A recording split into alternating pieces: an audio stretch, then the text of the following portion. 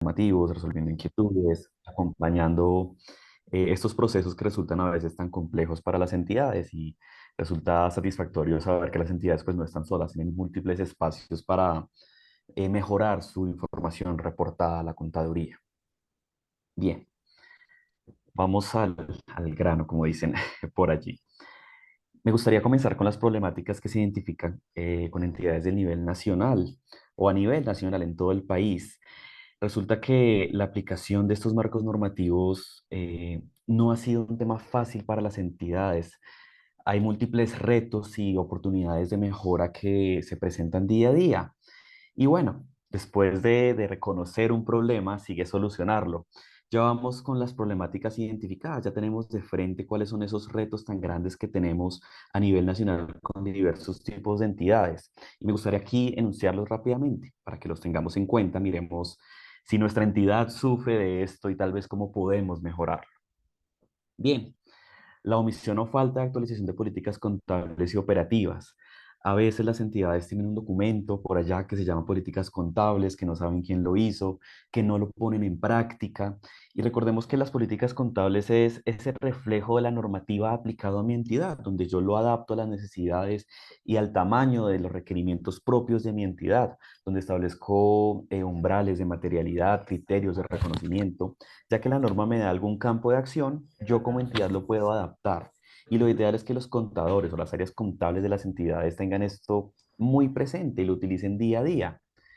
Y más aún de la política contable, yendo un paso más allá, la política operativa. ¿Cómo se comunica el área contable con las demás áreas dentro de una entidad? A veces el contador es el último que se entera que se construyó un edificio, que un proceso jurídico tuvo una actualización.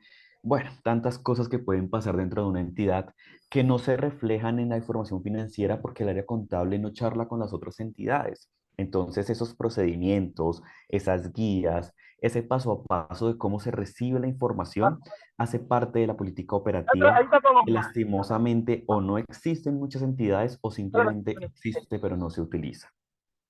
Bien, en el segundo punto, omisión de políticas contables sobre materialidad. Como indiqué hace un momento, el criterio de materialidad es sumamente importante. Las entidades deben establecer ese umbral de importancia relativa cuando un hecho económico se vuelve importante para una entidad. Y no es lo mismo hablar de una empresa de servicios públicos, de una CAR, de un municipio, de una ciudad capital, porque cada una dirá, para mí es importante cosas diferentes. Por ejemplo, para el reconocimiento de activos, ¿desde cuándo yo voy a reconocer un activo? Algunos dirán desde 1 millón, desde un salario mínimo, desde 2 salarios mínimos. Y ese reconocimiento de activos implicará aplicar la norma correspondiente a ese activo puntualmente y tendrá una serie de consecuencias bastante importantes. Entonces, vale la pena tener umbrales de materialidad. También para el análisis del deterioro. No podemos analizar deterioro de todos los activos. Resultaría una tarea bastante complicada y bastante tediosa, por decirlo de alguna manera. Y el análisis o el espíritu de la norma radica en que el deterioro debería ser para activos que se consideren materiales. Nuevamente, ¿quién indica que son activos materiales o no? La propia entidad está en la capacidad de establecer qué es material y qué no. Si una entidad que solamente tiene un edificio podrá decir, este activo es material para mí, yo le analizo el deterioro. Pero si estamos hablando de una entidad a nivel nacional que tiene 20.000 edificios, tal vez dirá, no todos son importantes, pero este y este lo son porque su importancia relativa frente a otros activos es muchísimo mayor. Con el tema de acciones, últimamente nos hemos fijado que la Contraloría, como ente auditor de las entidades públicas, ha hecho bastantes hallazgos sobre las revelaciones de algunas entidades. Hay entidades que incluso dicen, yo he cumplido con la normativa de la contaduría en cuanto a revelaciones, pero el ente auditor me está pidiendo más. Y bueno, el ente regulador tiene razón en que si se trata de un hecho importante, un hecho material, podemos dar más información a la que pide la contaduría. Podemos colocar tablas, podemos colocar un análisis temporal de cómo se ha comportado ese hecho económico. Bueno, podemos hacer diferentes cosas para que, enriquecer esas notas. Y nuevamente, quien determina hasta dónde llegar es la misma entidad. Continúo. Dificultades para realizar evaluaciones del deterioro del valor de los activos. Nos hemos dado cuenta que el deterioro ha sido un huesito difícil de roer para muchas entidades. Hay algunas entidades que todavía confunden deterioro con depreciación, que no tienen las herramientas técnicas o el personal técnico para valorar el deterioro, que no sabemos si mi activo realmente está sufriendo un proceso de deterioro, cómo lo calculo, cómo lo registro. Bueno, este tema ha sido todo un reto para muchas entidades y algunas nos manifestaban incluso cómo es posible que revisemos el deterioro para disminuir el valor de los activos, pero no haya una alternativa de subir el valor de los activos. Eso es una discusión bastante interesante que se ha dado con bastantes entidades. El siguiente punto, relación entre deterioro y detrimento patrimonial. Ese tema es bien interesante. En muchos casos, sabemos que el deterioro disminuye el valor de los activos porque ha perdido su capacidad de o de prestar servicio o de generar beneficios económicos futuros, ¿cierto? Pero hay una situación bien particular y es cuando doy de baja en cuentas ese activo que se ha deteriorado. ¿Es factible hacerlo? Si lo hago, llega el ente auditor y me pone un hallazgo por detrimento patrimonial. Y aquí hay que diferenciar dos cosas. Una cosa es lo que se refleja en la información financiera, que debe reflejar la realidad económica de una entidad, y otra cosa es la gestión que nos lleva a esa realidad económica. Les pongo un ejemplo que vi hace poco. Hay entidades que tienen terrenos a lo largo del país y estos terrenos son invadidos. Aquí pueden, bueno, invadidos por diferentes motivos, causas y situaciones. Hay terrenos donde ya hay barrios establecidos, donde ya hay servicios públicos establecidos. ¿Qué le diríamos a esa entidad? Deteriore ese activo, délo de baja. Y la Contraloría ha estado encima de estas situaciones porque perdieron el control de un activo. Pero ¿qué los llevó a llevar el control, a perder el control de ese activo?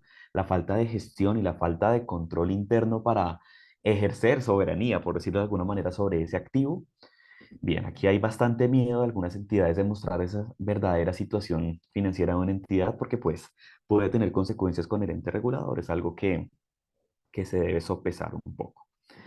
Siguiente punto, falencia en el flujo de información entre responsables de canalizar y transmitir la información y el área financiera. Efectivamente, a veces vemos entidades donde el área jurídica no se charla con el área financiera o el área contable. El área de gestión de activos no se charla con el área contable. El área de tecnologías o de sistemas de la información no se charla con el área contable. Entonces eso nos lleva a expresar la información de manera inadecuada. Por ejemplo, para citar algunos hallazgos de Contraloría, se desarrolló un software y simplemente el área de sistemas no le informó al área contable. ¿Cómo reconocemos esto entonces? ¿Por qué tenemos erogaciones tan grandes en crear una plataforma que no se está reflejando en los estados financieros? O por el contrario, estábamos construyendo un edificio y no se está reportando adecuadamente el edificio en curso o en construcción en los estados financieros. No se está reflejando la realidad por algo tan sencillo como charlar con los demás. Y a veces las áreas dentro de la entidad se preocupan por la información contable cuando llega el hallazgo de Contraloría. Eso es una realidad. Cuando hacemos reuniones con entidades, llegan las otras áreas cuando hay hallazgos. De resto casi no, no se presentan. Es algo bien, bien particular. Bien, falta de coordinación entre entidades para contar con un adecuado flujo de información. Esto pasa un montón, principalmente para el problema de los saldos por conciliar en operaciones recíprocas. Hay entidades, sobre todo en el sector público, de flujos de recursos bastante amplios. Comienza en una punta de una entidad nacional y termina por allá en una entidad chiquitica y ha pasado por 5 entidades esos recursos por diferentes motivos, situaciones particulares y por temas de desconocimiento, de falta de comunicación. Bueno, hay diferentes situaciones que nos indican como que no nos estamos charlando.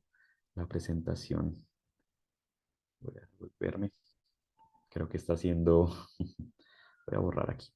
Listo, no nos estamos charlando con las demás áreas, con las demás entidades, ni siquiera áreas. Y pues esto puede ser un problema bastante grande para nuestras operaciones recíprocas. Un ejemplo sencillo, el sistema general de regalías. Este procedimiento es algo denso y tiene muchos actores. Y nos hemos dado cuenta que hay entidades que no conocen el procedimiento y por ese desconocimiento aplican cosas que tal vez no están del todo correctas o no se enteran de que el sistema publica mensualmente todas las operaciones que tiene con otras entidades para ir en línea con estos registros y que se presenten adecuadamente. Es una oportunidad de mejora bastante amplia que la que hay aquí. Bien, omisión de revisión periódica de vías útiles, valores residuales y métodos de depreciación. A veces nos olvidamos de los activos de propiedad, planta y equipo y dejamos que se deprecien totalmente. Seguimos con la visión tributaria de que los edificios se deprecian a 20 años, de que los muebles se deprecian a 10 y bueno, esas temporalidades tan estrictas en el mundo de la DIAN, ¿cierto? Pero pues ya esto es información financiera, información contable pública. Ya no tenemos esa atadura y somos libres de estimar vidas útiles, estimar valores residuales, elegir métodos de depreciación. Somos libres de hacerlo en cuando tengamos un criterio técnico. Los contadores no somos ingenieros, no somos abogados, pero podemos conversar con otras áreas para que nos indiquen, bueno, ese vehículo en cuánto tiempo se deprecia, cuál es la mejor forma de, o el mejor tiempo para reflejar la vida útil de ese vehículo. Y la falta de hacer esta estimación, estos cálculos, nos lleva a tener activos totalmente depreciados y en uso, cosa que es un error contable. Aquí tenemos bastantes inconvenientes porque si la Contraloría lo encuentra, es hallazgo seguro y tendremos que aplicar la norma de corrección de errores, tendremos que darle vida al activo nuevamente en términos financieros, tendremos que corregir esa depreciación acumulada. Bueno, habrán diferentes cosas que hacer. Y por eso se recomienda no casarse con una vida útil, no es que esos activos duran 7 años. No necesariamente pongamos rangos, porque nada está escrito en esta vida y todo puede cambiar. Puede que a los 7 años nos demos cuenta que el activo todavía funciona o que el activo se daña a los 4. Bueno, pueden pasar diversas situaciones, ¿cierto? En la vida real todo puede pasar y pasa. Bien, partidas que no fueron incorporadas en la fecha de transición. Por allá en el 2017-2018, cuando ocurrió toda la evolución del cambio normativo que llegaba a la norma internacional, que nadie sabía qué hacer. Bueno, eso fue un despelote bastante grande. Y hubo algunos remanentes en cuanto a los errores que ocurrieron en ese momento. No se incorporaron de manera adecuada los activos y muchos preguntan, bueno, ¿y hoy cómo incorporo eso? ¿Qué tengo que hacer para mostrar ese carro que no incorporé y que sigo usando?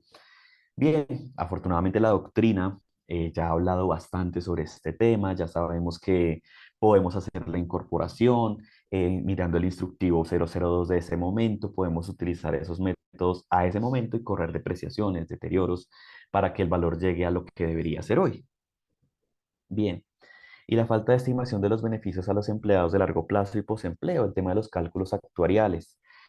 Esto puede ser un tema bastante complicado y nuevamente los contadores no somos actuarios, no somos eh, las personas idóneas para ciertas cosas. Entonces hay otros profesionales que nos pueden apoyar un montón. Bien, voy a leer los comentarios antes de pasar a la siguiente parte. Las políticas de cantidad deben ser específicas en indicar procesos. Bien, Alejandra, las políticas deben ser específicas en tanto a que resuelvan el día a día contable de tu entidad, que tú puedas encontrar en la política contable una respuesta a un hecho económico particular. Y recordemos que la política se deriva de la norma en sí misma, lo que tiene que hacer la entidad es adaptarla. Si ustedes quieren ampliarla, pueden utilizar la política operativa. Allí pueden colocar todos los procesos, todos los formatos, todos los procedimientos adicionales que necesiten. Bien, el deterioro del activo se debe realizar de acuerdo a la información que suministre la dependencia responsable del activo. Bueno, en principio sí. Digamos que quien mejor conoce un activo es quien lo usa, ¿cierto? Quien mejor conoce el vehículo es el área de gestión de activos. El contador tal vez jamás utilizará ese vehículo por ahí en situaciones bien particulares. Lo ideal es que se creen procedimientos sólidos para que el contador o el área contable se entere de lo que está pasando con los activos. Puede que tengamos edificios en otros municipios, en otras ciudades. Bien, nosotros como contadores no estamos en el día a día de ese edificio, pero sí es ideal que se nos haga saber qué situación podría estar pasando con ese edificio. Las demás dependencias de la entidad no se apropian de la responsabilidad de suministrar la información. Eso es bastante cierto. Hay bastantes problemas dentro de una misma entidad y a veces jugamos bastante ping-pong dentro de una entidad. Nos arrojamos los problemas del uno al otro y bueno, hay bastantes problemáticas. Si un terreno se los lleva el río, ¿cómo se puede manejar contablemente este bien? Ya son preguntas muy específicas, pero bueno, aquí valdría la pena evaluar el deterioro, mirar si aún tengo control, si cumple la definición de activo. Bien, aquí toca mirarlo con mucha calma ese temilla del terreno que se llevó el río. Bueno, sigamos con la presentación. Aquí, listo. Lo que nos llama el día de hoy es revisar esos cambios normativos que han ocurrido. Y también nos interesa mostrarles a ustedes cómo de manera autónoma y autodidacta podemos encontrar esos cambios. La contaduría ha implementado una herramienta bastante interesante que nos permite saber qué cambios han ocurrido respecto a lo que se encontraba antes. ¿Dónde consulto estos cambios? Bien, en la página de la contaduría, que es tan bonita, entramos Contaduría General de la Nación, buscamos en Google, entramos en la parte de arriba donde dice RCP, que es Régimen de Contabilidad Pública, lo desplegamos. Voy a apagar mi cámara para evitar problemas de conexión. Lo desplegamos y hay una opción que se llama cambios en el RCP respecto a versiones anteriores. Allí vamos a encontrar por cada uno de los marcos normativos las, los documentos con control de cambios. Entonces va a estar básicamente subrayado lo que existía antes y lo que está ahora, para saber, ah, bueno, la norma cambió esto, quitó esto, modificó esto. Bueno, tendremos diferentes formas de interpretar esto. Listo. Una pregunta que me llega allí por el chat, la voy a responder muy rápidamente. Activos totalmente depreciados en uso para reincorporarlos. Tienes que evaluar el costo que tuvo el activo en el momento de la activación, precisamente. No sé si la activación fue en 2015, mira el costo 2015. Tienes que estimar la vida útil, porque seguramente si el activo sigue en uso, va a tener unos años más en uso. Entonces, de 2015 a, no sé, 2025 son 10 años. Mira la depreciación que debería tener acumulada a hoy, 2023, noviembre, y haces un tema de reconocimiento o corrección de errores contra el patrimonio. Esa sería como la ¿Y cuánto? respuesta breve. Bien, Bien. simplemente. Ahora sí, ya después de identificar cómo encontrar esos cambios, se los voy a exponer yo para que los interioricemos un poquito. Bueno, la contaduría en su objetivo, en su afán de mejorar la información contable pública reportada por las entidades, emite resoluciones constantemente. ¿Por qué? Porque la norma es cambiante, no es algo estático e inamovible en la vida.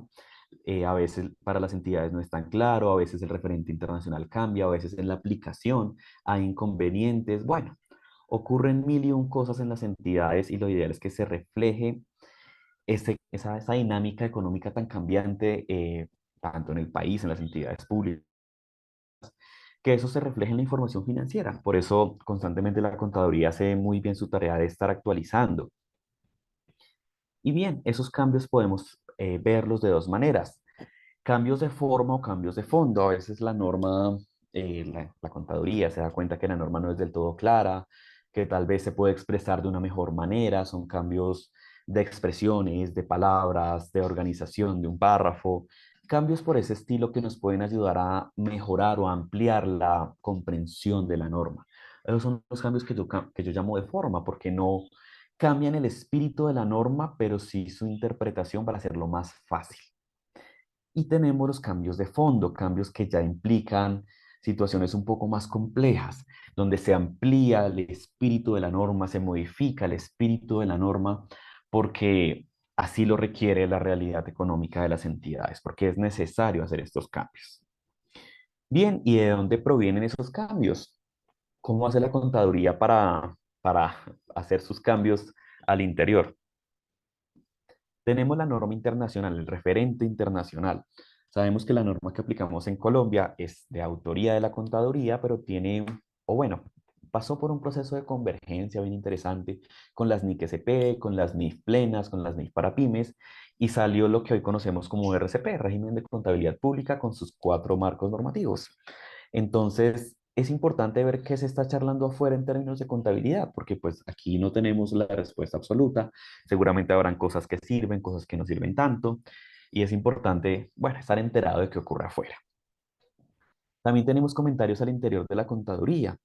La contaduría pues tiene diversas áreas o divisiones. Está la Contaduría General de Investigación, que es quien emite las normas, pero realmente quienes las aplican serían los de centralización, los de consolidación, incluso los de capacitaciones. Cuando van y recitan la norma en algún lugar, pues se dan cuenta que tal vez la norma no es tan clara, que puede mejorar, necesita cambiar. Incluso son comentarios de las mismas entidades en esas capacitaciones las que alimentan el cambio y la modificación en la norma.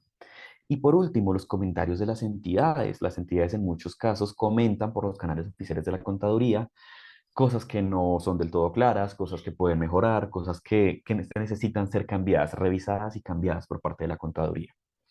Lastimosamente, este último apartado es el que menos ocurre. Las entidades son un poco tímidas en su charla con el ente regulador.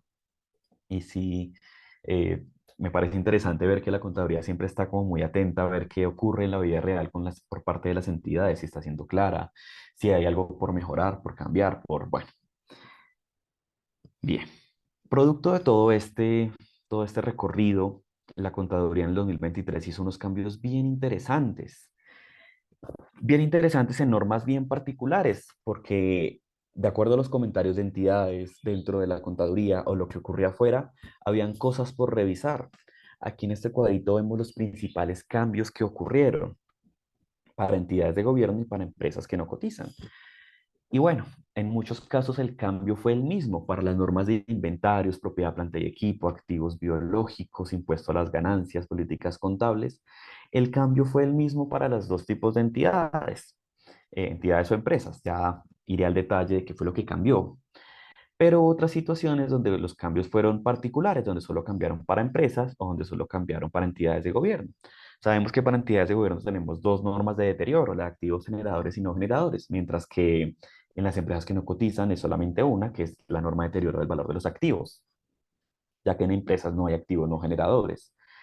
O para el tema de los ingresos, las entidades de gobierno tienen dos normas, ingresos con y sin contraprestación, mientras que las empresas tendrán los ingresos de actividades ordinarias, tendrán las ayudas gubernamentales y subvenciones. Bueno, hay particularidades ya específicas para cada tipo de entidad. Ya lo charlaremos específicamente. ¿Listo? Bueno, empecemos con los cambios. La norma que ha traído de nuevo. Primero, la norma de inventarios. Aquí hay un párrafo nuevo, se incluye un párrafo de información contable pública. ¿Y qué nos dice ese párrafo nuevo? Básicamente, permite que se reconozca como inventarios materiales que harán parte del costo de otros activos. Activos como propiedades, planta y equipo, activos como propiedades de inversión, bienes de uso público, históricos y culturales que solamente son de entidades de gobierno. Entonces, ¿de qué se trata esto? Antes, estos materiales, no sé, lo que comprábamos en cemento, en ladrillos, en ventanas, bueno, esto no se reconocía hasta que el activo, hasta que no hacía parte del activo en construcción. Y pues quedaba, digamos que a la deriva, las entidades patinaban un poco en saber si era inventarios o si era propiedad, planta y equipo. Aquí ya se nos está clarificando si ese elemento que usted está comprando va a ser parte de un activo o del costo de otro activo, téngalo como inventario hasta que lo haga parte de ese activo. ¿Listo? Esa claridad es bien interesante porque, bueno, las entidades tenían esa dualidad. También se permite reconocer como inventarios los repuestos que no son componentes de un elemento de propiedad, planta y equipo, y así como elementos que se adquieran para prestación de servicios educativos, municiones y explosivos. Esto, esto que está en naranjita, lo puse en naranja a propósito porque solamente es para entidades de gobierno. No tenemos municiones y explosivos en empresas. Espero que no sea así. Y bueno, ¿qué se trata de hacer aquí? Tenemos algunos elementos de consumo inmediato, de consumo rápido, por llamarlo de alguna manera. Las municiones explosivas no necesitan mayor explicación, pero en servicios educativos estamos hablando de marcadores, de resmas, de cartulinas, de cuadernos, de tantos elementos que si bien no anteriormente no cumplían la definición de las normas de los activos, de las normas asociadas a activos, antes la norma de inventarios no cubría estos elementos y estábamos dejando de reconocer elementos que podrían ser cuantiosos, podrían ser importantes, quedaban por fuera, que no eran propiedad planta de equipo porque no duraban más de un año, que no eran inventarios porque no se iban a comercializar. Bueno, todos estos elementos se incluyeron aquí para quedar cubiertos. La motivación del cambio. O se dejaban de reconocer o se patinaba un poco entre si era propiedad, planta y equipo o si era inventarios o qué era ese activo. Simplemente lo mandaban al gasto cuando seguramente eran elementos cuantiosos que iban a durar un tiempo dentro de la entidad y pues no. por su materialidad tal vez no valdría la pena tenerlo en el gasto cuando funcionan o cumplen la definición de activo. Bien, ya que tenemos acá una pequeña acotación, repuestos que no serán componentes de un elemento de propiedad, planta y equipo. Entonces ustedes me preguntarán, ¿dónde quedan esos repuestos?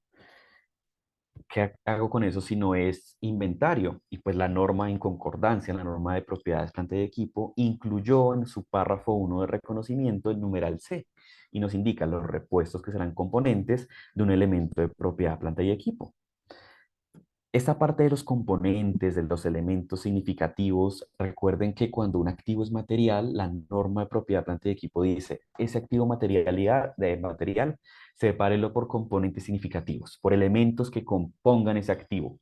Y el ejemplo clásico es un edificio que tiene un ascensor, que tiene un sistema de refrigeración. Como son elementos, bueno, el edificio es material y como son elementos tan importantes, se consideran componentes de ese activo. Si yo tengo repuestos de esos componentes, los voy a reconocer en propiedad, planta y equipo. ¿Listo? Bien, nuevamente, estos elementos estaban quedando a la deriva. No se sabía dónde colocar el mecanismo que acciona la puerta del ascensor. Yo compré ese mecanismo, no lo voy a comercializar, no se lo voy a entregar a nadie de forma gratuita. Es para mí como entidad. Yo lo tengo como repuesto de mi ascensor cuando se dañe ese elemento. ¿Qué hago con eso? Entonces, había un vacío en la norma que ya se está tratando de llenar, porque es un elemento importante, porque es cuantioso y porque va a ser parte del costo de propiedad, planta y equipo. Listo. Aquí viene una norma bien interesante que cambió un montón. La norma de activos biológicos. Es curioso porque en un estudio que realicé previamente son pocas las entidades que reportan activos biológicos. Pese a que la norma existe, no estamos reconociendo a las vaquitas, a los caballos, a los pollitos que nos sirven para actividades agrícolas o para las plantaciones que no son plantas productivas. ¿Qué estamos haciendo entonces? ¿O qué ocurrió? Que la norma en su párrafo 10 de medición posterior nos habla de los productos agropecuarios. Los productos agropecuarios son estos activos que se desprenden de los activos biológicos. Por ejemplo, si una vaca tiene un ternero, esto podría ser un producto agropecuario. Si un árbol me da una manzana, esto puede ser un producto agropecuario. La vaca me da leche, las gallinas me dan huevos, son productos agropecuarios, ¿cierto? Lo ideal es que esto se reconozca en el inventario, porque normalmente si yo tengo una vaca que me da leche, pues yo comercializo la leche. Si yo tengo una gallina que me da huevos, yo comercializo los huevos o los pollitos y son inventarios porque se van a comercializar o a distribuir gratuitamente. Había un problema serio en su medición. ¿Cuál era ese problema? Cuando se daba el producto agropecuario, la norma nos decía, mídalo a su valor de mercado, sí, pero eso va a ser un menor valor del activo biológico. Llevar el inventario y menor valor del activo biológico. ¿Cómo así? Si yo tengo una vaca que me da, no, pongámoslo con gallinas, me lo sé más con gallinas. Si yo tengo una gallina que me da huevitos, eh, yo mido los huevitos a valor de mercado, le quito los costos de transacción, bien, hasta ahí todo bien. Y si la vaca me puso 10 huevos, los huevos están carísimos ahorita, como, no sé, digamos que 500 pesos. Si me puso 10 huevos, a 500 son 5.000. La norma me decía, esos 5.000 son un menor valor de la gallina. La gallina me vale 5.000 pesos menos porque la gallina de huevos, eso era lo que pedía la norma. Y en el referente internacional no era así, en el referente de normas privadas no era así. Bueno, ya la contaduría cambió esto y ya no es un menor valor del activo biológico. La gallina no pierde valor por poner huevos. Digamos que esa es su vocación en algunos casos, igual que la vaca, igual que otro tipo de animales para actividades agrícolas. Lo que sí se tiene que hacer es cuando se ocurre, cuando se desprende el producto agropecuario o agrícola, reconozco un ingreso, reconozco el inventario contra un ingreso. Y la vaquita no pierde valor, ni el pollito pierde, ni la gallinita pierde valor. Porque sí sería absurdo estar quitándole valor a la gallina cada vez que pone huevos y si la mía valor de mercado después la vuelvo a subir, tengo ahí un juego de ingresos y gastos que no tiene mucho sentido en el estado de resultados, ¿cierto? Bien, miremos el chat rápidamente. Los repuestos que serían parte de propiedad, planta y equipo serán objeto de depreciación. Esa pregunta está excelente. Bien, Si reconocemos esos elementos como propiedad, planta y equipo, valdría la pena mm, aplicar la norma de propiedad, planta y equipo correctamente. Es decir, estimarles una vida útil, estimarles un valor residual si lo hay y estimarles un deterioro si es un elemento material. En tanto yo lo reconozca como una norma en particular, tendré que aplicar la norma. ¿Listo?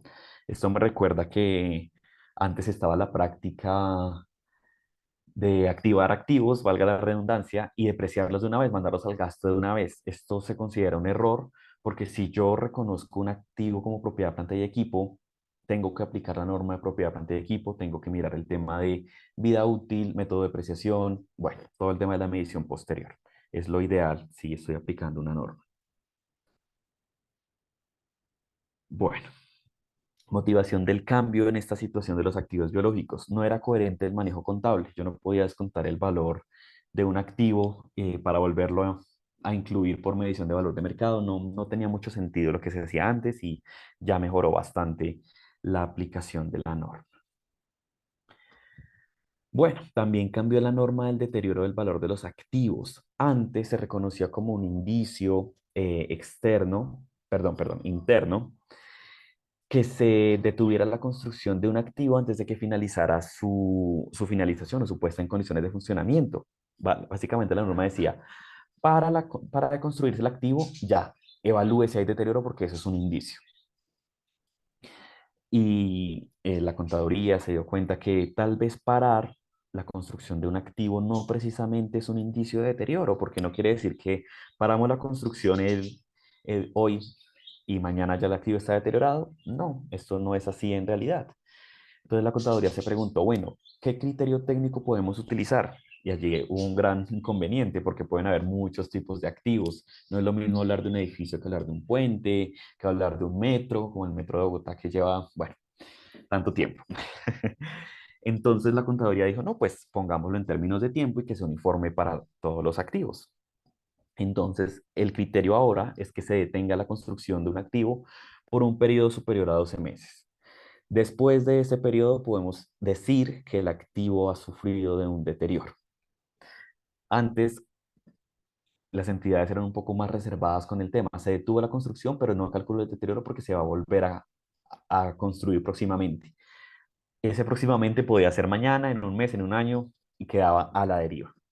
Ya no, ya con el tiempo establecido, ya si no, si ya pasaron más de 12 meses, es un indicio claro de deterioro y se tiene que valorar, porque sabemos que hay bastantes construcciones que se abandonan, que quedan a medio camino, que no se terminan, y esto es un deterioro, esto no puede quedar en la información financiera allí haciendo bulto, sin, bueno, sin mayor sentido. ¿Listo? Otro ejemplo que se me viene a la cabeza, la pandemia que fue tan grave, ¿no? Fueron meses de inactividad casi total, donde se paró todo el aparato productivo del país. Las obras que estaban en curso bajo el precepto de antes tenían un índice de deterioro solo por haber parado su construcción 3, 4 meses con una actividad total. Y cuando se retomaron, el valor que habían perdido era significativo. O tal vez con el tema de los 12 meses sí era un poco más razonable. Son preguntas que quedan un poco en el aire y que, digamos que la contaduría no siempre tiene toda la razón total. Es importante tener criterio al aplicar todo esto que nos dice la norma y que cada entidad lo aterriza de acuerdo a sus políticas contables. Cuando recibo recursos con destinación específica en entidades de gobierno, ¿cómo se maneja el registro en el momento en que se empieza a utilizar ya al ingreso y al gasto? Preguntas demasiado específicas. Ahorita vamos a mirar el tema de ingresos para orientarlo un poquito. Bueno, motivación del cambio. La detención inmediata de una construcción no implica deterioro de forma inmediata y la norma de deterioro de activos no generadores. Aquí había una contradicción porque la norma de deterioro de activos no generadores decía, si hay evidencia de que la construcción se va a reanudar, no hay indicio. Pero esa evidencia podía quedar muy en el aire. Entonces se paró la construcción, pero hay evidencia de que el otro año seguimos. ¿Hay o no hay indicio? El criterio no era claro. Ya con los 12 meses no podemos ni restar ni sumar días cuando ya pasaron los 12 meses exactos. Bien, bien. Aquí tenemos la norma de ingresos para actividades ordinarias en el caso de empresas o transacciones sin y con contraprestación. En este caso ocurrió un tema bien particular y es que se incluyeron bastantes párrafos. Se incluyó el párrafo 3 al 7, son totalmente nuevos, con base en el referente internacional. Y bueno, vamos a leerlo muy rápidamente y les comento de qué se trata.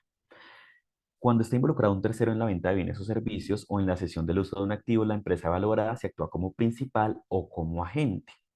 Si la empresa es principal, aquí eso es tomado de la norma de empresas, igual para entidades de gobierno solo cambia el nombre. Si la empresa actúa como principal, está obligada a vender los bienes del comprador, prestar los servicios al usuario o entregar el uso de los activos de terceros. Esto ocurre, entre otros, cuando la empresa controla los bienes que venderá o los activos cuyo uso cederá la responsable principal del cumplimiento del compromiso para proporcionar un bien o servicio. Bueno, la empresa actúa como agente si su única obligación es en la transacción es organizar las condiciones para que se produzca la venta de los bienes, la prestación de servicios, la entrega del uso de los activos. Cuando participen dos o más entidades públicas, se evaluarán conjuntamente cuál actúa como principal y cuál como agente. Si la empresa actúa como principal, reconocerá un ingreso por la venta de bienes, por la prestación de servicios. Si es un agente, reconocerá un ingreso por la comisión o el pago de la prestación del servicio de gestión. ¿Qué quiere decir esto? Y esto es derivado de una problemática bastante grande que ocurre con entidades y con empresas. Resulta que en el sector público manejamos bastante la figura de recursos entregados en administración y algunas entidades no sabían si estaban con un recurso entregado en administración y su contrapartida recibió en administración o la contratación para hacer una determinada labor. ¿Qué problemas traía eso? Pues cuando estamos hablando de un recurso entregado y recibido en administración, tenemos un activo y un pasivo. Esa es como la reciprocidad. En cambio, si estoy contratando un servicio, pues es un ingreso y es un gasto. Y la diferencia es abismal. Y había entidades que decían, no, es que yo le entregué a la otra entidad para que me gestionara esos recursos. Y la otra decía, ay, no, para mí eso es un ingreso porque yo estoy administrando esa plata a riesgo y cuenta propia. ¿Qué pretende la norma entonces? Dirimir esas diferencias. Hombre, ¿usted es un agente o es un principal? Principal es el que controla, agente es el que hace el mandado. Básicamente, en términos coloquiales, es eso. El agente tiene el mandado, tiene que hacer lo que el otro le pida. No puede salirse de ese rango de exigencias del principal. Por lo tanto, el agente tendrá un pasivo. El único ingreso que podrá reconocer el agente va a ser el de la comisión pagada por gestionar esos servicios, por administrar esa platica. Si por el contrario, la entidad que está haciendo la gestión es porque vendió el servicio de la gestión, allí sí podemos hablar de que tiene un ingreso completamente. Esta diferencia es bien particular. Ahorita con un ejemplito trataremos de darle un poquito más de orientación al tema. Bueno, motivo del cambio. Decía diferenciar cuando se trata de una administración de recursos a favor de un tercero o prestación de servicios. Esto es una discusión de no acabar. Esperemos que la norma, el cambio normativo nos ayude un poco con este tema. Miremos rápidamente algunos ejemplos, algo muy, muy breve. Mm, Voy a volver a compartir pantalla porque se salió. Algunos ejemplitos. Bien, tenemos aquí inventarios y propiedad, planta y equipo. Y nos dice, clasifique y reconozca los siguientes hechos económicos. El Colegio Tigre del Norte realiza las siguientes compras: 100 marcadores a 3.000 pesos cada uno, 500 resmas de papel a 2.700 cada una, 800 cuadernos de 100 hojas a 5.000 cada uno y 500 cuadernos de 50 hojas a 4.000 cada uno. Bien, estos elementos, ¿cómo se podrían reconocer? Miremoslo rápidamente. Es propiedad, planta y equipo. Lo voy a utilizar en mis labores misionales. Bueno, es un colegio. Labores misionales son educativas. Esto parece, pues, marcadores, resmas y cuadernos son educativos. ¿Van a durar más de un año? Los marcadores por mucho duran 2 meses, se los digo como profesor. Las resmas, si es un colegio, seguramente harán actividades todo el tiempo. Los cuadernos se entregan y se usan. Los chinos gastan mucho cuaderno. Eso no va a durar más de un año. No es propiedad, planta y equipo. Si por el contrario nos vamos a la antigua, a lo que decían de la norma de inventarios, recordemos que son esos elementos que tenemos para transformar y comercializar, comercializar a un valor de mercado o entregar de forma gratuita. Bien, se podría decir que los cuadernos, y si los cuadernos no son para los estudiantes, sino para los profesores que trabajen en clase, o las resmas son para cosas que van a hacer en clase, o los marcadores que no son para los estudiantes, sino para los docentes, ¿yo los voy a comercializar? No, ¿cierto? A entregar de forma gratuita, que los utilicen los empleados de mi entidad, ¿significa que los estoy entregando de forma gratuita? Tal vez no, se nos quedan algunas cosas por fuera de la norma de inventarios, pero con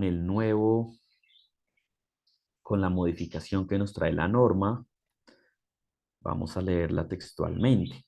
Los materiales que se adquieran para consumirse en la prestación gratuita de los servicios de educación. Esos materiales son para servicios educativos, sí, los adquirí para la prestación gratuita. Recordemos que hoy en día la educación, por lo menos hasta el nivel medio, que es décimo y once, es gratuita. Entonces podemos asumir que esto se reconoce como inventario. Vamos a hacer un registro súper sencillo. Ya ustedes lo pueden aterrizar con los códigos, con el concepto, con el detalle, con la fecha, con todo el comprobante de contabilidad necesario. Entonces tendremos la cuenta de inventario asociada, elementos educativos, y podemos desglosarla tanto como necesitemos. Podremos hacerlo para los marcadores, para las resmas, para los cuadernos. Si lo hacemos completo, ¿cuánto sería? Miremos a ver. 100 marcadores a 3.000 pesos cada uno. 500 resmas a 2.700. 800 cuadernos a 5.000 cada uno. Y 500 cuadernos a 4.000. Están como caros esos cuadernos.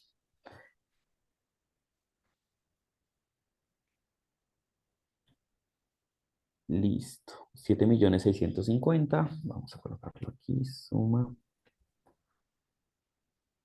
Bien. Y una cuenta por pagar. Los vamos a tener el activo perdón, en el inventario hasta qué momento, hasta que yo los entregue. Y recordemos que si los entrego de forma gratuita, los mandaré al gasto. Supongamos que el colegio hizo las compras en enero y los estudiantes cuando entran. Ay Dios. En febrero. Entonces, no los entregaré o no los consumiré hasta ese momento. En ese momento se irán al gasto. Una pregunta en el chat. Las entidades que compran centralizado y luego destinan los materiales. Esa pregunta está bien interesante. Bueno, mm, si yo compro para entregarle a otras entidades, yo soy, no sé, la Secretaría de Educación y le entrego a los colegios.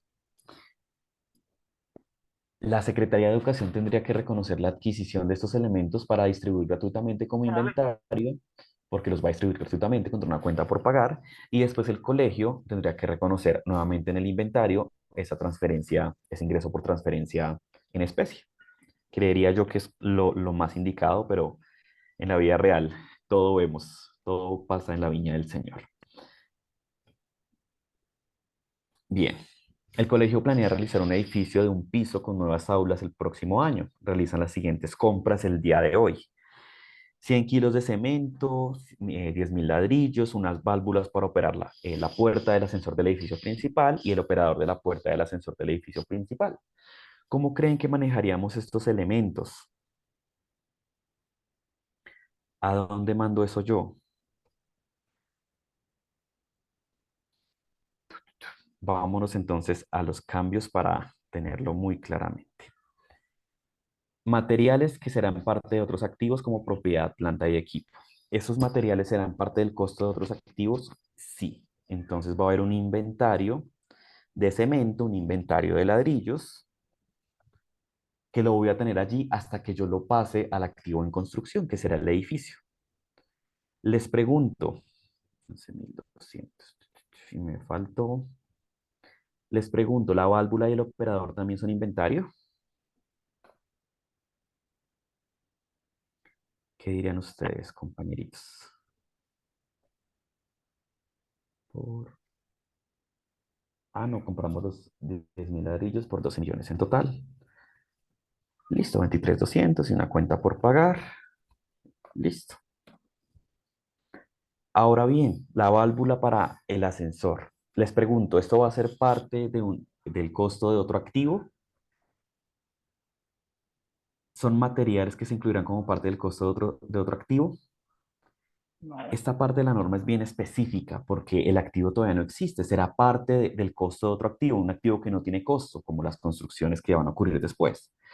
Pero si me voy por este lado, se reconocerán como inventario los repuestos que no serán componentes de un elemento de propiedad, planta y equipo. Ahora les pregunto, ¿estos elementos harán parte de los componentes de propiedad, planta y equipo? Recordemos que un activo, propiedad, planta y equipo se divide en componentes cuando es material. Seguramente si es el edificio principal, será material para esta entidad. Y el ascensor será un componente de ese activo.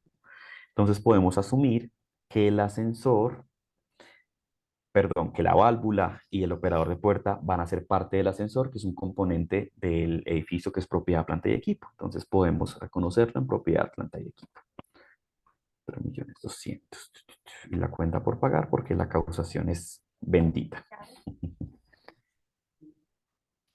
Vamos el chat a ver qué hay. Depende. Sí, señor Farid, como creo que el depende ya es muy transversal a los abogados, economistas y contadores. Ya no nos salvamos de esa respuesta. El depende es bien importante. Este caso del ingreso me gusta bastante. La empresa de servicios públicos del municipio León recibe unos recursos por parte de la Secretaría del Empleo para organizar un evento donde concurrirán empresarios de todo el país. Por ese evento se le entregan 800 millones a León, la empresa de servicios públicos de León, estimando que normalmente su costo es de un 95% del valor girado. Y esto es un caso de la vida real, no diré nombres, pero es un caso de la vida real. Una entidad le entregó a otra un recurso para hacer algo. Hágame un evento, por favor, gracias. La entidad que entregó dijo, yo le estoy contratando a usted para que me haga el evento, para mí eso es un gasto.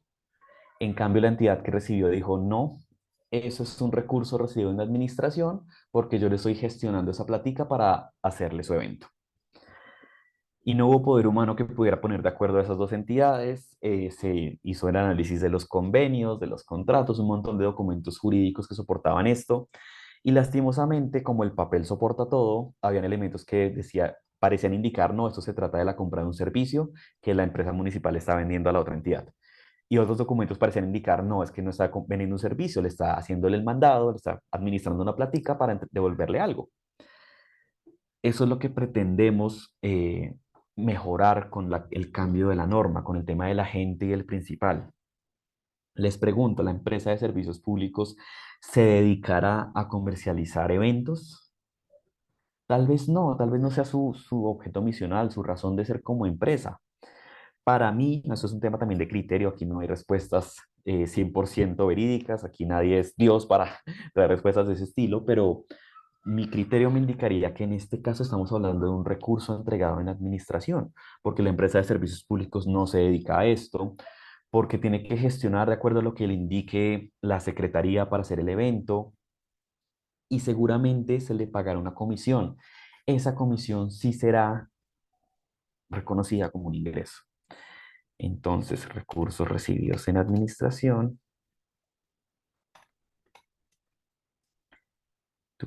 y eso sería un pasivo por 800 millones y eso se va a mi cuenta de bancos, 800 millones. La contrapartida sería un recurso entregado en administración, que es un activo para la entidad que entrega y una salida de bancos. Digamos que sí, bastante sencillito, aunque en la vida real eso tiene muchísimas aristas, muchísimos elementos a considerar y creo que uno aprende todos los días de las problemáticas que se van presentando. Miremos este tema de activos biológicos. Usted tiene una granja con vacas lecheras. Ya le soplé la respuesta, pero miremoslo. Son 5 vacas y cada una produce al mes 840 litros de leche. Cada litro de leche se cotiza a 6.500 y se estima un costo de transacción por litro de 700 pesos. Realiza el registro para el mes de enero. Bien, recordemos que la medición para los productos agropecuarios es su valor de mercado menos sus costos de transacción. ¿Cuánto dice que vale en el mercado? 6.500 por litro y vale 700, el costo es de 700 por litro. El valor de mercado o la medición por litro es de 5.800. Bien, pongámosle aquí estos numeritos para que sea bonito. ¿Y cuántos litros son? Si esto es por litro, vamos a tener 840 litros por cada vaca y son 5 vacas. Entonces, al mes yo tengo esta producción en términos económicos de litros de leche. ¿Cómo reconozco los litros de leche que me dan las vacas? No sé, digamos que yo recolecto, no es que yo ordeñe la vaca y comercialice, digamos que al mes esto es lo que se recolectó. Bien, la norma nos dice, es un inventario, porque yo lo voy a comercializar o lo voy a distribuir de forma gratuita. Para algo yo ordeño esas vaquitas. La norma antes me decía, es un menor valor del activo biológico. Réstele a sus vacas esos 19 millones. Esto era complicadito porque tengo que disminuir mi activo por algo que me está produciendo el activo. Tal vez la vaca está en su mejor momento. La vaca, no sé, vive 10 años y está en su año 3 produciendo leche. Eso no quiere decir que la vaca pierda valor. Eso es algo normal del ciclo de vida de las vaquitas. La norma ahora nos dice, mande los resultados como un ingreso por producción de un activo biológico. Y este registro tiene mucho más sentido para representar la información financiera de las entidades. Hay una pregunta. En la entidad se ejecutan órdenes de mantenimiento que incluyen materiales, suministros y repuestos que dependiendo del nivel del mismo se capitalizan o van al gasto. Bien, aquí vemos un claro ejemplo que el señor Farid nos indica, un claro ejemplo de materialidad. Si son repuestos, no sé, un bombillo, y mi política de materialidad dice que los bombillos, no, perdón, que yo reconozco desde 700.000 pesos y el bombillo vale 10.000 pesos. Tal vez no valga la pena reconocer eso en propiedad, planta y equipo, porque mi criterio de materialidad no va en línea con mi política. Listo. ¿Hay alguna pregunta, alguna inquietud de estos casos prácticos? Muy sencillos, pero para aterrizar un poco lo que la norma nos ha traído. Si hay inquietudes, no duden en preguntar. Esto es bastante enriquecedor para todos. Si no, hay unas preguntas que el señor Pedro quisiera hacerles. No sé, señor Pedro, cómo manejamos esta dinámica. Si quiere, las voy realizando y las respondemos de una vez. ¿Y cómo hacemos para los que vayan respondiendo? Ok, bueno, digamos que no sé si el doctor Cristian terminó la presentación. Sí, señor, ya lo que tenía que entregarles lo entregué. Si Ok, hay alguna pregunta de alguna entidad, con perfecto, todo sí. gusto, pero por mi parte he Sí, finalizado. de lo que se ha expuesto aquí con el doctor Cristian, sí me gustaría que por favor, si tienen alguna inquietud o necesita que la aclaren con muchísimo gusto. Y de las preguntas que hicieron y si quedó claro, pues los escuchamos.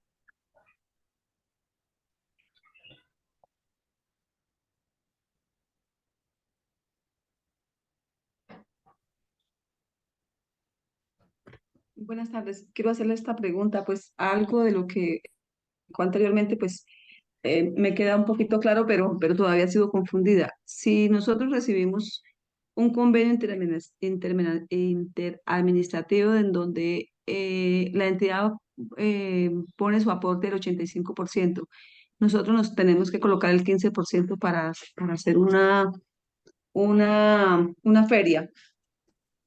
También esos recursos que nos entregan a nosotros para acelerar ese convenio, en donde ellos hacen un aporte y nosotros el otro, también se lleva al pasivo como lo explicaba ahí, o esa partecita sí, aunque, porque ahí explicaba que en la parte ay, sí, no me acuerdo aquí cómo es que va a ser el ejercicio en donde no hacía parte, lo del colegio, que no hacía parte, que eso no es para los servicios públicos, que no, eso no hacía parte de la actividad del objeto social, pero en este caso de nosotros sí hace parte del objeto social.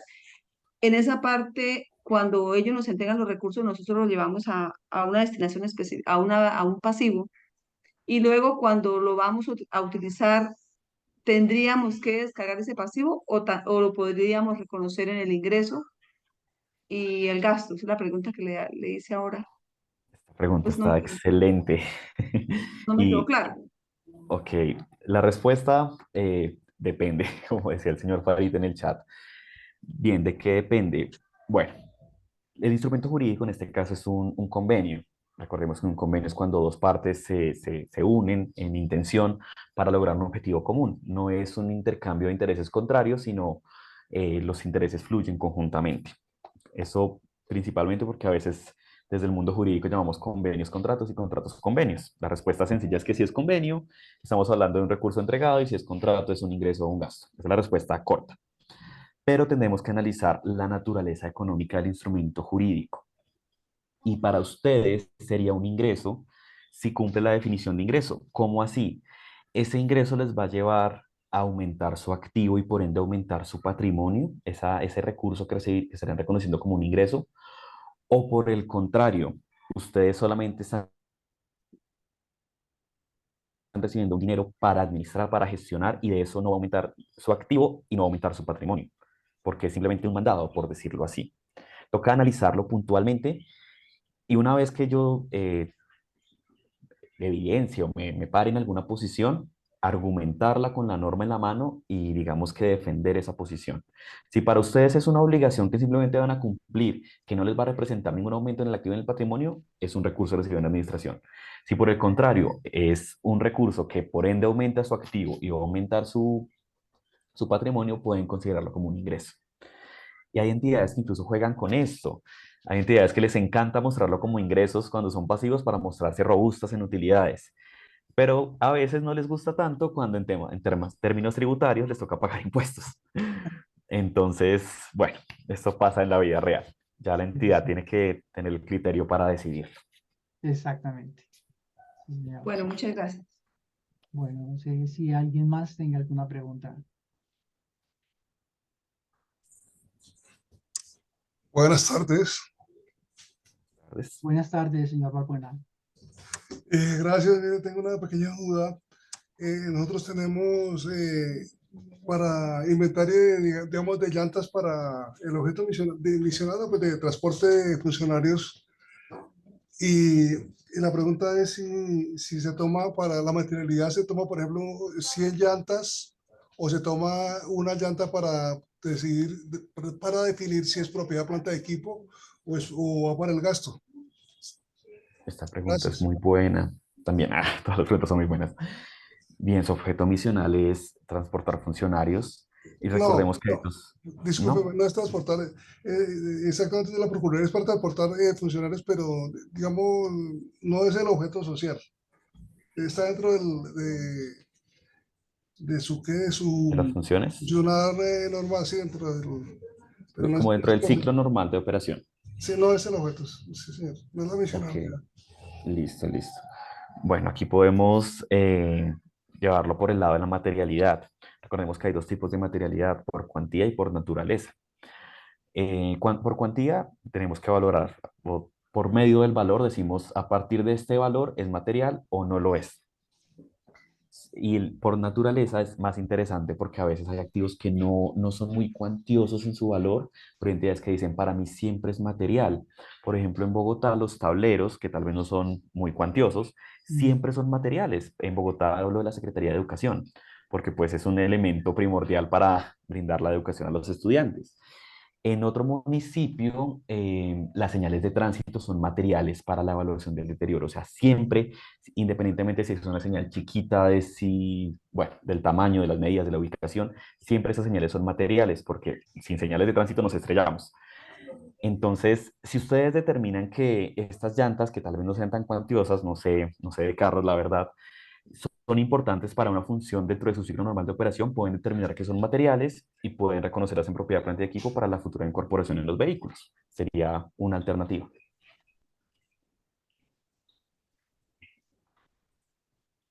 Muchas gracias. Listo, sí, Bien. señor.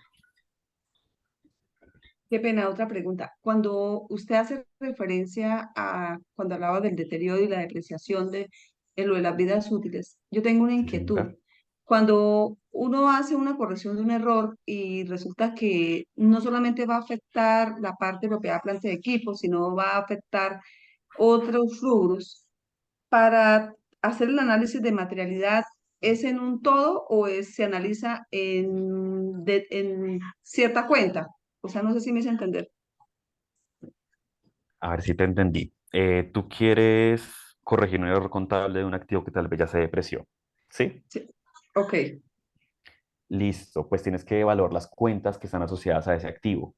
donde debería estar el costo del activo en el reconocimiento inicial, la cuenta de depreciación acumulada, porque indudablemente las vas a tocar, esas dos. Y como digamos que la depreciación es un gasto cada periodo, ¿cierto? Como esos gastos de periodos anteriores ya pasaron, ya murieron, yo no puedo tocar el gasto o el ingreso de este periodo. ¿Qué voy a hacer entonces? Voy a tocar el activo en su cuenta del reconocimiento del activo contra depreciación acumulada y ese valor, esa diferencia iría contra el patrimonio en utilidades de ejercicios anteriores. Son Bueno, como las sí, cuentas que debo tocar. gracias. Esa parte sí la tengo clara. Es lo siguiente. Cuando yo voy a hacer el análisis de materialidad, ¿lo debo hacer en un grupo o lo debo hacer por cuenta? Entonces es la pregunta más bien. Mm, ok, te quedó sin depreciar toda la cuenta de muebles. ¿Algo así? No, un ejemplo. Voy a hacer una corrección de errores de cartera y voy a hacer una corrección de errores de depreciación. Resulta Ah, que ok. cuando voy a sumar las dos, pues a mí me da materialidad. Si lo hago independiente, no me da materialidad. Entonces la pregunta es, con el fin de De hacer, reexpresar. de reexpresar, exacto, ¿cómo lo aplico? ¿Sumo las dos o lo analizo individualmente? Es una muy buena En pregunta. Pues la principio, norma, en sí, señor. principio, estimada doctora Nelly, en principio tienen que verificar las políticas, porque ese es un criterio que establece, digamos que la entidad para poder tomar esa decisión. Y eso depende realmente de lo que se haya establecido en las políticas. Es un criterio que se maneja definitivamente, eh, que el contador establezca en sus políticas cómo es que se va a hacer. Porque una de las dos puede ser viable para manejar, pero eso depende como que haya quedado en política y el criterio que haya tenido la entidad para definirlo. Ah, ok, gracias. ¿Ok? ¿Alguien más? Bueno, yo quería complementar un poquito la respuesta del doctor Farid cuando habla de que en la entidad se ejecutan órdenes de mantenimiento que incluyen materiales y suministros y repuestos que dependiendo el nivel del mismo se capitalizan o se van al gasto. Su merced hace rato dijo una palabra, depende. Entonces, lo ideal es que deba separarse lo que corresponde realmente a mantenimiento para registrarlo como un gasto. Porque es que algunos suministros podrían ser inventarios o si son repuestos que sean materiales y ahí sí se pueden reconocer como un componente para hacer propiedad, planta y equipo. Digamos que eso es como el complemento que quería aclarar también con lo que dijo el doctor Cristian. Otro tema que habló al comienzo la doctora Alejandra Páez. Las políticas de cada entidad deben ser específicas en indicar procesos. Digamos que hoy por hoy las políticas de la entidad bajo los marcos normativos es preferible incluirlo como políticas operativas y contables. Digamos que cuando hablamos de políticas operativas es el momento de que la entidad, si no ha actualizado sus políticas que por allá cuando inició la norma, el marco normativo se hizo, hoy por hoy la palabra manual de políticas contables y operativas es la más indicada. ¿Por qué razón? Lo que decía el doctor Farid hace un rato, es necesario que alguien nos diga, oiga, todas las áreas se deben involucrar en los procesos de contabilidad. Y cuando hablamos de políticas operativas y contables o contables y operativas, digamos que allí es donde se debe establecer la responsabilidad por criterio de cada entidad, el área que le debe suministrar información hacia contabilidad. ¿Sí? Y digamos que la resolución 193, control interno contable, digamos que si ustedes la leen en su minucia, llega a ese alcance, precisamente para que las entidades sean sostenibles en el tiempo y que no, porque es historia patria ya, que la responsabilidad de todos los procesos estén en cabeza únicamente del contador. A no ser, y depende de la estructura que tenga la entidad, también se deba tener en cuenta ese tema. ¿Mm? No sé si también quedó claro para nuestros invitados la información y si hay otra pregunta. Claro, lo que dice el doctor Farisi, el análisis es muy difícil de hacerlo previamente. Por eso el doctor Cristian fue muy cuidadoso en las respuestas, precisamente porque son casos en los que hay que entrar a conocer la entidad, sus procesos, para poder darle un alcance a las decisiones y se pueda plasmar a través de una política. Obviamente que es difícil tomar una decisión y que en una capacitación se puedan resolver problemas. Claro, hay mucha casuística que se puede compartir, pero se puede pensar que en principio hay que hacer un análisis muy minucioso para el tema y tomar decisiones. Lo mismo pasa con la norma de control interno contable, tal cual, doctor Farid, tal cual. Álvaro me dice, ¿la política operativa se equivalen al manual de procedimientos contables? No, señor. Digamos que las políticas operativas se manejan de manera muy general, obviamente bajo los marcos normativos cuando manejamos cada una, responsabilidades de cada una de las áreas. Aquí es como si fuera la Biblia, el deber ser, por eso habla de manual de políticas y manual de políticas operativas y contables. Los procesos y procedimientos, cuando se establecen los procesos y procedimientos, se tiene en cuenta lo que se dijo en el manual de políticas operativas. Y allí sí se desarrolla el manual de procedimientos, si se quiere, a nivel de la entidad, porque es que aquí se deben involucrar todas las áreas. ¿Ve? Esa es la dinámica que se maneja hoy. Tengo una consulta con respecto a lo del manual de políticas, un ejemplo. Sí, señora. Tenemos el fondo de contingencias, que es una normatividad nueva relativamente porque empezó a aplicar desde el año anterior. Y dentro de las políticas contables, pues se habla de un manejo general de lo de litigios, del proceso de litigios. Sí. ¿Es necesario actualizar la política de la entidad con respecto al manejo específico del fondo de contingencias?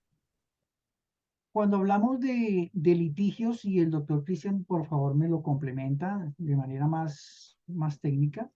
Cuando hablamos de políticas y hablamos de pasivos contingentes, y es el caso de litigios, digamos que la Contaduría General de la Nación ha sido muy estricta en el tema de este proceso, porque si es el caso que Alejandra me estás preguntando, es el tema de litigios específicamente, ¿verdad? Entonces, el Sí, asesor, señor. el asesor jurídico debe tener claro conocimiento, no solo porque no es contador, sino que la Contaduría General de la Nación ha establecido un procedimiento para este caso de los litigios. O si no, como abogado, como tal, se puede referir a la resolución 353 del 2019, creo que 16, 16. 16, sí. Exacto, donde se establecen los parámetros y que no son nada diferentes, no son nada diferentes a lo que ha hecho la Contaduría General de la Nación, porque este es un trabajo que se hizo mancomunadamente con ellos para que se tuviera la claridad de la ejecución de este manejo de litigios, que digamos que el tema de litigios es muy amplio. Es más, los invito a ver el podcast número 9 del doctor Mauricio que está en la página.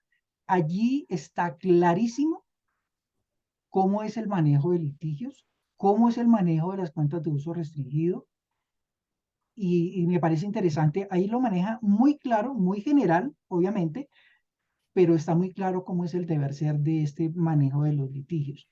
Pero si se quiere hablar de manera más detallada, más específica de la entidad, allí sí hay que analizar el tema de cómo quedarían las políticas y cómo deberían quedar las políticas en ese tema para las entidades, porque una entidad puede ser la alcaldía de Bogotá, por más alcaldía que sea, no puede ser igual a la alcaldía eh, de, de Ibagué, por ejemplo, ¿cierto? Porque manejan criterios diferentes para manejar sus procesos, ¿sí? La materialidad, y el criterio profesional que deben tener las entidades, los funcionarios en sus entidades para establecer estos procesos. Doctor Cristian, no sé si hay algo más que Y aclarar el tema. aquí en el tema de procesos judiciales, efectivamente, como lo decía el doctor Pedro, tenemos el procedimiento emitido por la Contaduría, donde se nos detalla cómo llevar a cabo los procesos judiciales, los litigios en contra o a favor de la entidad, y Ujú, eso va en línea con lo que ha dicho la Agencia Nacional de Defensa Jurídica del Estado. Básicamente clasificamos en tres etapas los litigios, de acuerdo a la probabilidad de pérdida de los mismos. ¿Quién hace eso? Efectivamente, los abogados. ¿Quién sabe de problemas jurídicos? Los abogados. Ellos, de acuerdo a todo su conocimiento en términos jurídicos, de evidencia, saben cuánto puede tardar un proceso, bueno, establecen la probabilidad de pérdida de 0 a 100. así, Cuando es de 0 a 20 se dice que es remoto, no se hace nada. Cuando es de 20 a 50 se informan en notas, se dice que es posible, se informa en notas y si hay algún tipo de decisión se lleva a las cuentas de orden y así cuando es de es. 50 en adelante se hace un registro como provisión. Exacto. Nuevamente te tiene que hacer un ajuste en la medición de acuerdo al ajuste de la pretensión, a un tema de valor presente, si el proceso va a durar más de un año. Bueno, hay bastantes elementos que considerar y efectivamente debe reposar en la política contable, que debe ir en línea con la norma de provisiones, con el procedimiento de la contaduría, para que la información financiera refleje esto. Así es. Así es.